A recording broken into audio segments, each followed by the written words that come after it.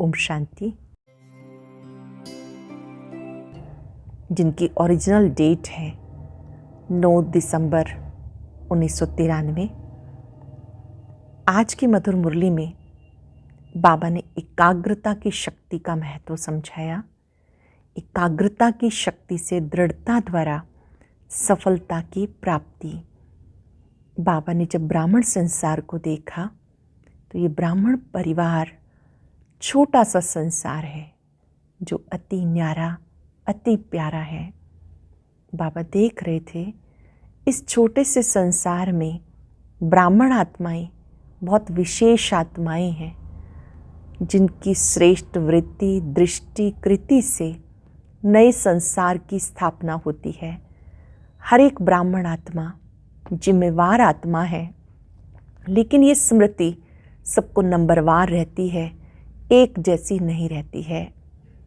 ब्राह्मण आत्माओं के मन में संकल्प रहता है कि मैं नंबर 1 बनूं, लेकिन संकल्प और कर्म में अंतर हो जाता है। बाबा ने देखा एक है जानना, मानना और फिर है चलना। जानने और मानने में होशियार हैं, लेकिन चलना, अनुभवी स्वरूप हो जाना, उसमें सब नंबरवार है। उसमें बाबा ने कहा जो बच्चे स्वयं के महत्व को जानते हैं, समय के महत्व को जानते हैं, वही नंबर 1 बनते हैं। स्वयं के बारे में तो आप जानते ही हो कि मैं कौन हूँ, समय के बारे में भी जानते हो, लेकिन अभी एकाग्रता की शक्ति इसके लिए बहुत ही आवश्यक है। ये एकाग्रता की शक्ति निर्विघ्न बनाती है। ये एकाग्रता की शक्ति एक बाप दूसरा न कोई ये अनुभूति कराती है। संकल्प, बोल और कर्म में स्वमानधारी बनाती है, सफलता को प्राप्त कराती है।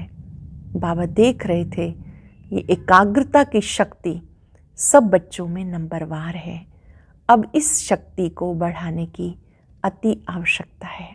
मुलाकात में बाबा ने कहा अमृत वेले से ही दृढ़ संकल्प करो कि मुझे हलचल में नहीं आना, खुश रहना है और खुशियाँ बांटनी है। भले दुख का संसार है, दुख की बातें आएंगी, पर आपको सुबह से ही दृढ़ संकल्प कर लेना है, कुछ भी हो जाए मुझे अपनी खुशी को नहीं छोड़ना है। सुनते हैं बाबा के अव्यक्त महावाक्य। अव्यक्त स्थिति में स्थित होकर डायरी पेन लेकर बैठेंगे, मुख्य मुख्य बातों को लिखेंगे और रिवाइज करेंगे। जैसे से सुनना आवश्यक है, ऐसे उस बात को दोहराना उतना ही आवश्यक है। सार है मुरली का, एकाग्रता की शक्ति से दृढ़ता द्वारा सहज सफलता की प्राप्ति। एकाग्रता की शक्ति से दृढ़ता द्वारा सहज सफलता की प्राप्ति। आज ब्राह्मण संसार के रचता अपने चारों ओर के ब्राह्मण परिवार को देख हर्षित हो रहे हैं। ब्राह्मण संसार के रचता अपने चारों ओर के ब्राह्मण परिवार को देखकर हर्षित हो रहे हैं। ये छोटा सा न्यारा और अति प्यारा अलौकिक ब्राह्मण संसार है। सारे ड्रामा में अति श्रेष्ठ संसार है, क्योंकि ब्राह्मण संसार की हर गतिविधि न्यारी और विशेष है। इस ब्राह्मण संसार में ब्राह्मण आत्माएं भी विश्व में से विशेष आत्माएं हैं, इसलिए ये विशेष आत्माओं का संसार है। हर ब्राह्मण आत्मा की श्रेष्ठ वृत्ति, श्रेष्ठ दृष्टि, श्रेष्ठ कृति विश्व की सर्व आत्माओं के लिए श्रेष्ठ बनाने के निमित्त है। हर ब्राह्मण आत्मा की श्रेष्ठ वृत्ति, श्रेष्ठ दृष्टि, श्रेष्ठ कृति विश्व की सर्व आत्माओं के लिए श्रेष्ठ बनाने के निमित्त है।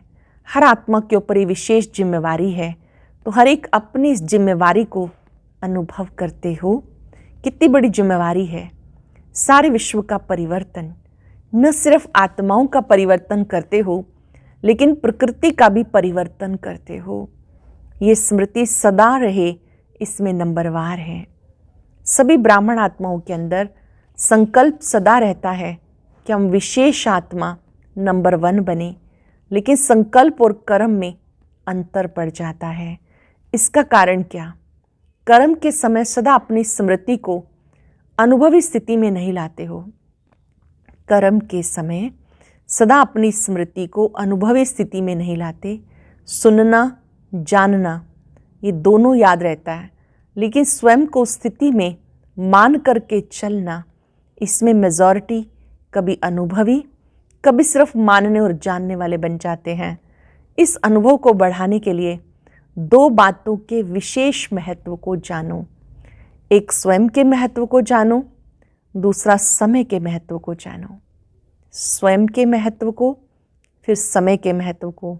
स्वयं के प्रति बहुत जानते हो। अगर किसी से भी पूछेंगे आप कौन सी आत्मा हो, तो अपने से भी पूछेंगे कि मैं कौन, तो कितनी बातें स्मृति में आएंगी। 1 मिनट के अंदर कितने स्वमान याद आ जाते हैं। 1 मिनट में कितने याद आते हैं? बहुत याद आते हैं ना। कितनी लंबी लिस्ट है, कितने सारे स्वमान है ना। मैं मास्टर सर्वशक्तिवान हूँ, निर्विघ्न आत्मा हूँ, रूहे गुलाब हूँ, शांति दूत हूँ। बहुत सारे स्वमान की लिस्ट याद आती है। कितनी लंबी लिस्ट है स्वयं के महत्व की। तो जानने में तो बहुत होशियार हो, सभी होशियार हो ना, फिर अनुभव करने में अंतर क्यों पड़ जाता है? क्योंकि समय पर उस स्थिति के सीट पर सेट नहीं होते हो। अगर सीट पर सेट है तो कोई भी, चाहे कमज़ोर संस्कार, चाहे कोई आत्माएं, चाहे प्रकृति, चाहे किसी भी प्रकार की रॉयल माया अपसेट नहीं कर सकती। जैसे शरीर के रूप में भी बहुत आत्माओं को एक सीट व स्थान पर एकाग्र होकर बैठने का अभ्यास नहीं होता, तो क्या करेगा? हिलता रहेगा। ऐसे मन और बुद्धि को किसी भी अनुभव के सीट पर सेट होना नहीं आता, तो कभी सेट होगा तो कभी अपसेट होगा। शरीर को बिठाने के लिए स्थूल स्थान होता है, मन बुद्धि को बिठाने के लिए श्रेष्ठ स्थितियों का स्थान है। मन बुद्धि को बिठाने के लिए श्रेष्ठ स्थिति ये भी एक स्थान है। तो बाप दादा बच्चों का एक खेल देखते हैं। अभी अभी अच्छी स्थिति के अनुभव में स्थित होते हैं, अभी अभी अपनी स्थिति से हलचल में आ जाते हैं। जैसे छोटे बच्चे चंचल होते हैं तो एक स्थान पर ज़्यादा समय टिक नहीं सकते। कई बच्चे बचपन के खेल बहुत करते हैं, अभी भी देखेंगे बहुत एकाग्र, अभी भी एकाग्रता की बजाय भिन्न भिन्न स्थितियों में भटकते रहेंगे। तो इस समय विशेष अटेंशन चाहिए। मन और बुद्धि सदा एकाग्र रहे। एकाग्रता की शक्ति सहज निर्विघ्न बना देती है, मेहनत करने की आवश्यकता ही नहीं। एकाग्रता की शक्ति स्वतः ही एक बाप दूसरा न कोई, ये अनुभूति सदा कराती है। एकाग्रता की शक्ति सहज एक रस बनाती है। एकाग्रता की शक्ति सदा सर्वप्रति एक ही कल्याण की वृत्ति सहज बनाती है। एकाग्रता की शक्ति सर्वप्रति भाई भाई की दृष्टि स्वतः बना देती है। एकाग्रता की शक्ति हर आत्मा के संबंध में स्नेह, सम्मान, स्वमान के कर्म सहज अनुभव कराती है। तो अभी क्या करना है, क्या अटेंशन देना है? एकाग्रता। स्थित होते हो, अनुभव भी करते हो, लेकिन एकाग्र अनुभवी नहीं होते। बाबा ने कहा अभी अटेंशन देना एकाग्रता पर।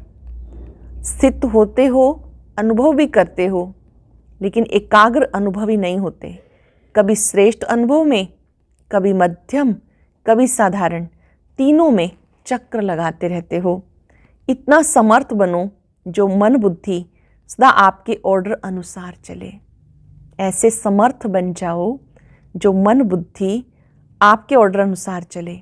स्वप्न में भी संकल्प मात्र भी हलचल में न आए। मन मालिक को परवश न बनाए।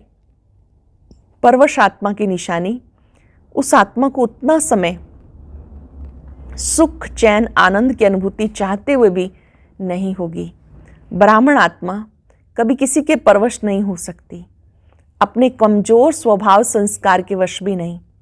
वास्तव में स्वभाव शब्द का अर्थ है स्वयं का भाव। स्वयं का भाव तो अच्छा होता है, खराब नहीं होता। स्वयं कहने से क्या याद आता है? आत्मिक स्वरूप याद आता है ना। तो स्वभाव अर्थात स्वयं प्रति व सर्व प्रति आत्मिक भाव हो। जब भी कमजोरीवश सोचते हो मेरा स्वभाव, मेरा संस्कार ऐसा है, क्या करूं, है ही ऐसा, ये कौन सी आत्मा बोलती है? ये शब्द व संकल्प परवश आत्मा के हैं। तो जब भी ये संकल्प आए कि स्वभाव ऐसा है, तो श्रेष्ठ अर्थ में टिक जाओ। जब ये संकल्प आए कि स्वभाव ऐसा है, तो श्रेष्ठ अर्थ में टिक जाओ। संस्कार सामने आए, मेरा संस्कार, सोचो क्या मुझे विशेष आत्मा के ये संस्कार हैं जिसको मेरा संस्कार कह रहे हो? मेरा कहते हो तो कमज़ोर संस्कार भी मेरेपन के कारण छोड़ते नहीं हैं, क्योंकि ये नियम है, जहाँ मेरापन होता है वहाँ अपनापन होता है, जहाँ अपनापन होता है वहाँ अधिकार होता है। तो कमज़ोर संस्कार को मेरा बना लिया तो वो अपना अधिकार छोड़ते नहीं, इसलिए परवश होकर बाप के आगे अर्जी डालते रहते हो, छुड़ाओ छुड़ाओ। संस्कार शब्द कहते याद करो, मेरे अनादि संस्कार, आदि संस्कार ही मेरे संस्कार हैं। जो संस्कार मेरे मूल वतन में थे, जो संस्कार मेरे सतयुग में थे, अपने आदि और अनादि संस्कारों को याद करो। ये माया के संस्कार हैं, मेरे नहीं। तो एकाग्रता की शक्ति से परवश स्थिति को परिवर्तन कर मालिक पने की स्थिति की सीट पर सेट हो जाओ। एकाग्रता की शक्ति से परवश स्थिति को परिवर्तन कर मालिक पने की स्थिति की सीट पर सेट हो जाओ। योग में भी बैठते हैं, बैठते तो सब रुचि से हैं, लेकिन जितना समय जिस स्थिति में स्थित होना चाहते हैं उतना समय एकाग्र स्थिति रहे, उसकी आवश्यकता है। तो क्या करना है, किस बात को अंडरलाइन करेंगे? एकाग्रता। एकाग्रता में ही दृढ़ता होती है। जहाँ दृढ़ता है वहाँ सफलता गले का हार है। जहाँ दृढ़ता है वहाँ सफलता गले का हार है। अच्छा, फिर बाबा की मुलाकात है। उड़ती कला में जाने के लिए डबल लाइट बनो। कोई भी आकर्षण आकर्षित ना करे। सभी अपने को वर्तमान समय के प्रमाण तीव्र गति से उड़ने वाले अनुभव करते हो। समय की गति तीव्र है व आत्माओं के पुरुषार्थ की गति तीव्र है। समय आपके पीछे पीछे है या आप समय के प्रमाण चल रहे हो? समय के इंतजार में तो नहीं हो ना कि अंत में सब ठीक हो जाएगा, संपूर्ण हो जाएंगे, बाप समान हो जाएंगे, ऐसे तो नहीं है ना। क्योंकि ड्रामा के हिसाब से वर्तमान समय बहुत तीव्र गति से जा रहा है, अति में जा रहा है। जो कल था उससे आज और अति में जा रहा है, ये तो जानते हो ना। जैसे समय अति में जा रहा है, ऐसे आप श्रेष्ठ आत्माएं भी पुरुषार्थ में अति तीव्र अर्थात फास्ट गति से जा रहे हो। जैसे समय तीव्र गति से जा रहा है, आप आत्माएं फास्ट गति में जा रही हो, कि कभी ढीले कभी तेज। ऐसे नहीं कि नीचे आकर फिर ऊपर आ जाओ। नीचे ऊपर होने वाले की गति कभी एक रस फास्ट नहीं हो सकती। तो सदा सर्व बातों में श्रेष्ठ व तीव्र गति से उड़ने वाले हो। वैसे गायन है, चढ़ती कला सर्व का भला, लेकिन अभी क्या कहेंगे? उड़ती कला सर्व का भला। अभी चढ़ती कला का समय भी समाप्त हुआ, अब उड़ती कला का समय है।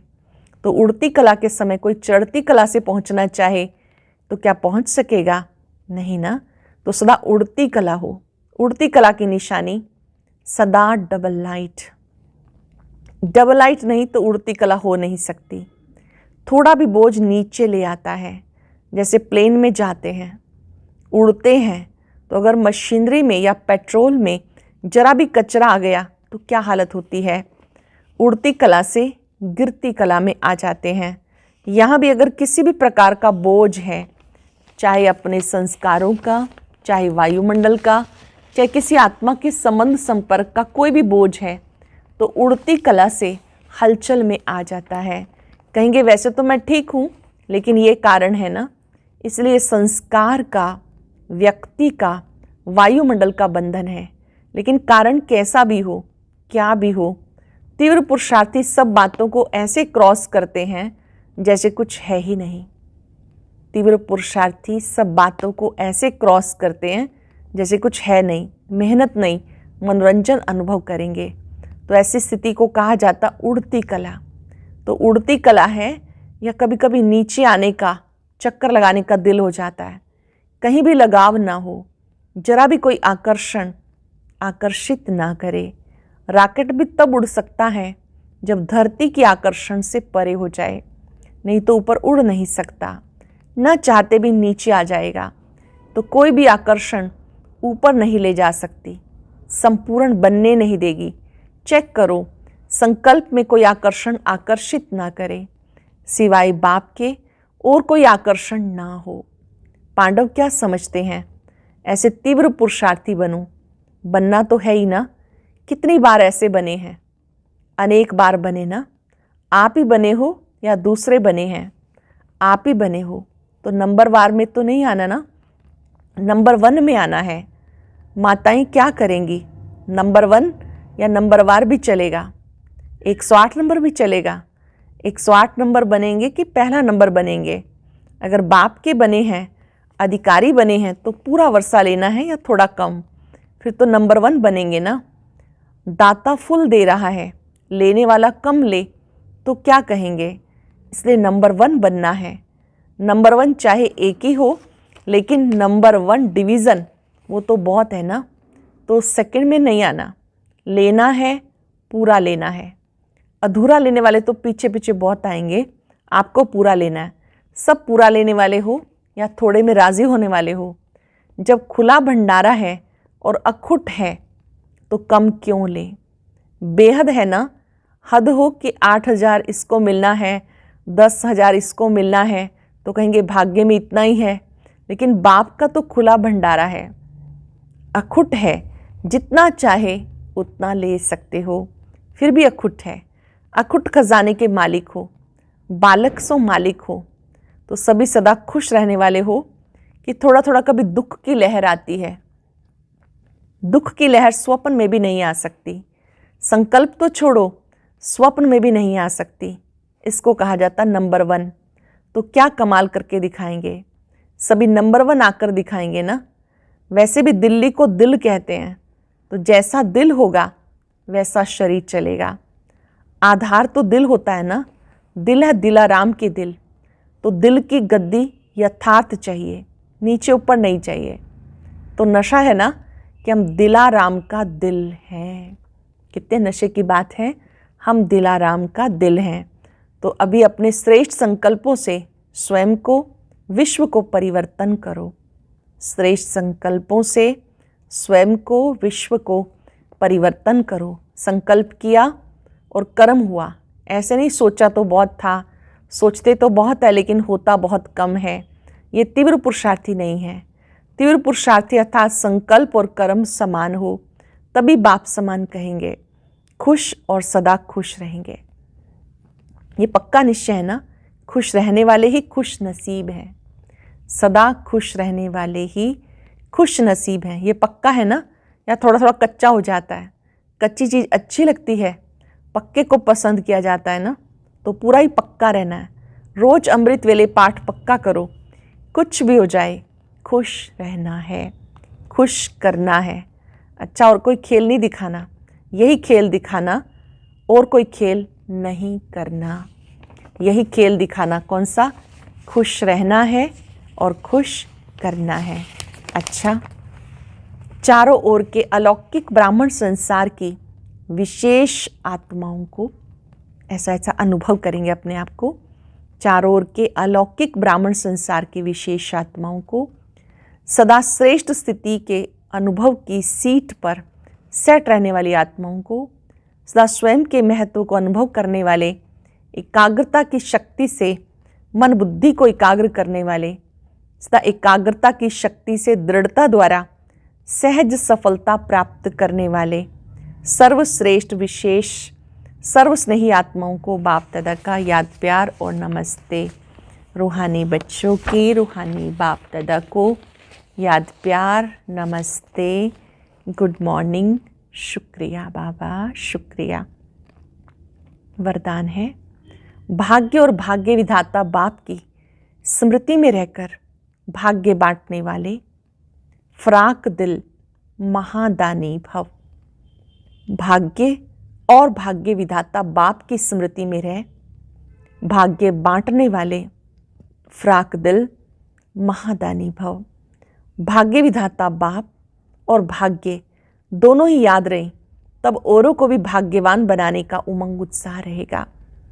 जैसे भाग्य विधाता बाप ब्रह्मा द्वारा भाग्य बांटते हैं, ऐसे आप भी दाता के बच्चे हो, भाग्य बांटते चलो। वो लोग कपड़ा बांटेंगे, अनाज बांटेंगे, कोई गिफ्ट देंगे, लेकिन उससे कोई तृप्त नहीं हो सकते। आप भाग्य बांटो, जहाँ भाग्य है वहाँ सब प्राप्तियाँ हैं। जहाँ भाग्य है वहाँ सब प्राप्तियाँ। ऐसे भाग्य बांटने में फ्राक दिल श्रेष्ठ महादानी बनो, सदा देते रहो, सदा बांटते रहो। स्लोगन है, जो एक नामी रहते हैं, इकोनॉमी से चलते हैं, वो प्रभु प्रिय हैं। एक नामी रहते हैं, एक की याद में रहते हैं और इकोनॉमी से चलते हैं, वही प्रभु प्रिय हैं। अव्यक्त इशारा, प्रतिज्ञा करो, कैसी भी समस्या आए, कोई भी कारण बने, हम और कोई पर भी बलि नहीं चढ़ेंगे। जैसे बीज बोने के बाद उसको जल दिया जाता है, तब वृक्ष रूप में फलीभूत होता है। इस रीति ये भी जो प्रतिज्ञा की है, उसको पूर्ण करने के लिए संघ का जल चाहिए, अपनी हिम्मत भी चाहिए। आज हम सब चलते फिरते याद करेंगे, बाबा की स्मृति में रहकर बाबा ने मुझे जो स्मृतियाँ दिलाई हैं, उन स्मृतियों में मुझे स्थित रहना है। भृकुटी कक्ष में चमकते हुए सितारे को देखें। मैं एकाग्र चित्त आत्मा हूं। बाबा ने मुझे स्वयं के स्वरूप पर एकाग्र होना सिखाया है।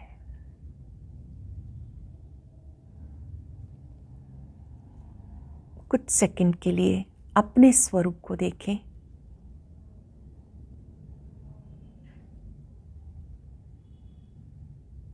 बाबा के स्वरूप पर एकाग्र होकर चिंतन करें। मैं दृढ़ संकल्पधारी आत्मा हूं। एक बाबा, दूसरा न कोई।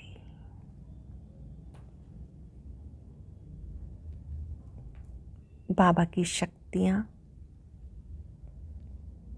मुझ पर छत्र बन गई है। दृढ़ संकल्प करें, मुझे इस शक्ति को बाबा की याद से बढ़ाना है। स्वयं को, समय के महत्व को समझना है।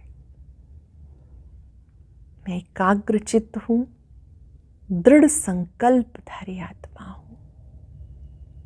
शुक्रिया बाबा, शुक्रिया। और अब सुनते हैं आज का अव्यक्त ज्ञान मोती।